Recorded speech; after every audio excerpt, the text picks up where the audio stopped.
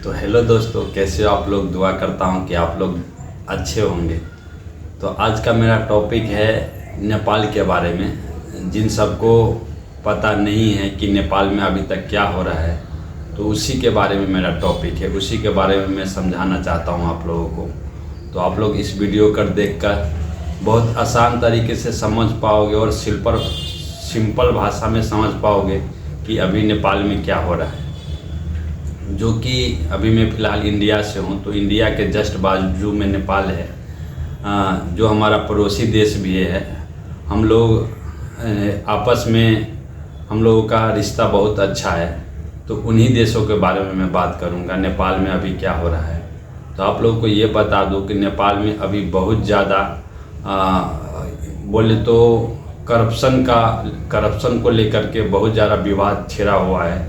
और नेपाल के जो प्रधानमंत्री है जेपी शर्मा ओली, उनको अभी इस्तीफ़ा दे के दूसरे देश भागना पड़ा, क्योंकि वहाँ के जो पब्लिक है उन सभी का कहना है कि नेपाल में अभी जो भी हो रहा है वो बहुत गलत तरीके से हो रहा है। क्योंकि क्या होता है ना, नेपाल में जितने भी अच्छे लेवल पे जो अधिकारी लोग बैठे हुए हैं, सब बहुत ज़्यादा करप्शन में सम्मिलित है, यानी मिले हुए करप्शन में। तो उन्हीं के बारे में जो वहाँ का सोशल मीडिया प्लेटफॉर्म है, हालांकि नेपाल का नहीं है, अलग अलग देश का प्लेटफॉर्म है सोशल मीडिया, जैसे फेसबुक, व्हाट्सएप, टिकटॉक और इंस्टाग्राम। बाकी बहुत सारे ऐसे एप्लीकेशन हैं जिस एप्लीकेशन के माध्यम से वहाँ के जो आम पब्लिक है, आम स्टूडेंट है, वो अपनी आवाज़ को बहुत आसान तरीक़ों से जनता के सामने या अपने देश के नेताओं के सामने या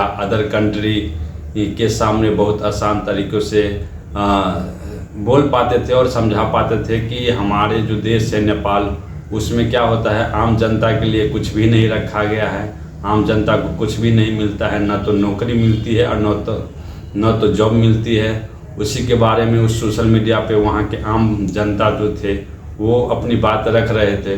तो नेपाल सरकार को ऐसा लगने लगा कि यहाँ की जो जनता है वो सोशल मीडिया के माध्यम से हमारा जो करप्शन का वो जो एक बंद वो रहता है वो खोलने वाला है, यानी धागा हमारे खिलाफ खोलने वाला है। तो वहाँ के जो प्रधानमंत्री थे वो उन्होंने डिसाइड किया कि जितने भी सोशल मीडिया है वो सबको बैन कर दूंगा।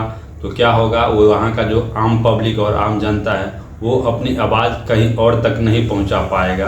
तो इसी कारण बस वहाँ के जो prime minister JP Sharma Oli थे, उन्होंने लगभग 26 सोशल मीडिया प्लेटफॉर्म को अपने देश में बंद कर दिया।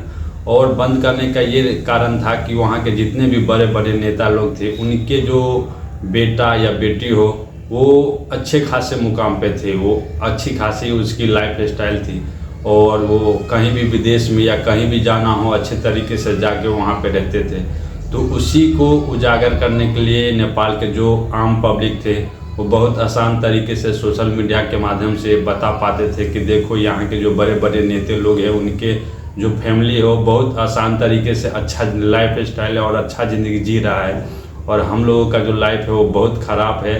हम लोगों की पैसा से वो लोग ऐश कर रहे हैं और हम लोगों की लाइफ बहुत बेकार है। यही कारण है कि वहाँ के जो आम जनता और पब्लिक है वो सोशल मीडिया के माध्यम से अपनी आवाज़ दूसरों तक पहुंचाते थे और इससे सरकार का पर्दाफाश होता था। तो नेपाल के सरकार ने ये फैसला किया कि वहाँ का सोशल मीडिया प्लेटफॉर्म बंद कर देंगे, तब वहाँ का जो पब्लिक है वो अपनी आवाज़ नहीं उठा पाएगा। इसी कारण बस वहाँ के जो प्राइम मिनिस्टर है वो सोशल मीडिया का जो जितने भी सोशल मीडिया प्लेटफॉर्म वो सबको बंद कर दिया। और बंद करने के बाद वहाँ के जो नागरिक थे उसका कहना है कि नेपाल में बहुत ज़्यादा भ्रष्टाचार हो रहा है। तो इसके लिए वो वहाँ के जो आम पब्लिक और नागरिक थे वो सब रोड पे उतर गए, प्रोटेस्ट करने लगे, दंगा करने लगे कि ऐसा क्यों कर रहा है, जब जो सच्चाई है वही तो मैं सबको दिखा रहा हूँ। तो इसी के लिए वहाँ के जो आम पब्लिक थे वो सब रोडों पे उतर गए और दंगा करने लगे। हालांकि जहाँ नेपाल का राजधानी काठमांडू है वहाँ भी बहुत ज़्यादा संख्या में वहाँ के जो आम पब्लिक थे, आम छात्र थे, वो भी आना शुरू कर दिया। और सांसद भवन जहाँ काठमांडू में है वहाँ पे दंगा करना और अपनी मांग को रखना अच्छी तरीके से वो सही प्रोटेस्ट कर रहे थे, न किसी चीज़ का वायलेंट कर रहे थे।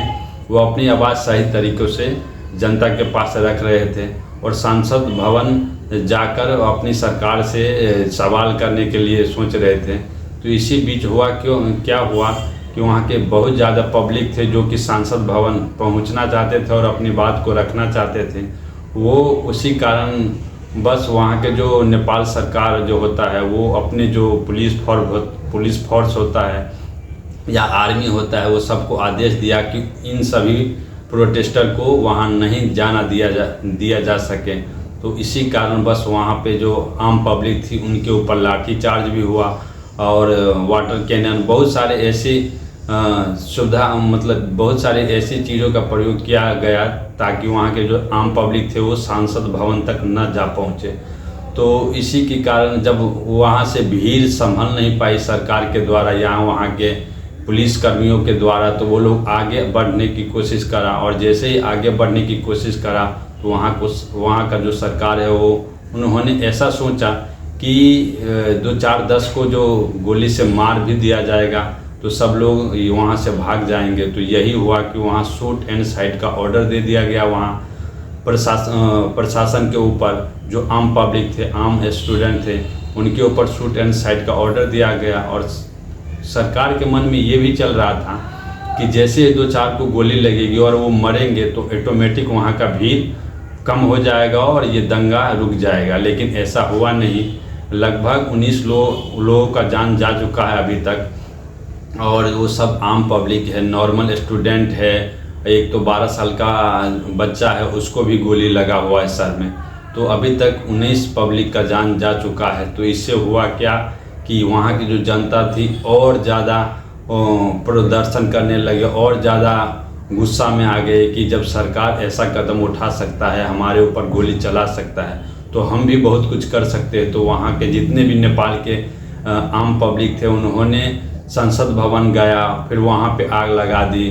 बहुत सारे ऐसे पुलिसकर्मी थे उसको पकड़कर खूब पीटा गया। यहाँ तक कि बताया गया है कि प्रधानमंत्री जो है जेपी शर्मा ओली वो अपने देश छोड़कर दूसरे देश भाग गया है और बहुत सारे ऐसे नेता थे उनको भी बहुत पीटा गया वहाँ आम पब्लिक के द्वारा। तो यही होता है कि आप जब सरकार में एक बार आ जाते हो तो आप समझने लगते हो कि जो हूँ सो मैं ही हूँ, मेरे अलावा कोई और कुछ नहीं है।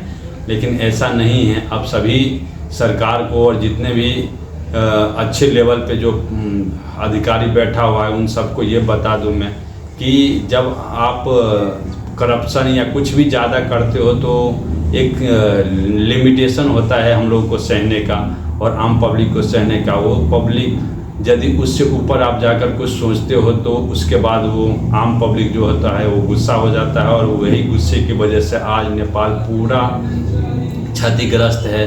पूरे नेपाल के संसद भवन में आज का मेरा टॉपिक यही था कि जितने भी बड़े नेता हैं ये मत समझ लो कि मैं ही सबसे बड़ा हूँ। सबसे बड़ा होता है आम पब्लिक जो आपको वोट देकर और उस मुकाम तक पहुँचाता है और आप उन्हीं के साथ गद्दारी करते हो। तो यह गद्दारी का परिणाम हुआ है नेपाल के साथ। ऐसा नहीं होना चाहिए लेकिन फिर भी ऐसा हुआ है। तो देखो आगे क्या होता है, मैं आपको वीडियो के माध्यम से बताऊँगा कि आगे क्या होने वाला है। तो चलो आज का वीडियो को यहीं पे एंड करते हैं और आप जहाँ पे भी रहो अच्छे से रहो, स्वस्थ रहो, मस्त रहो। मेरा यही दुआ है आप लोगों से।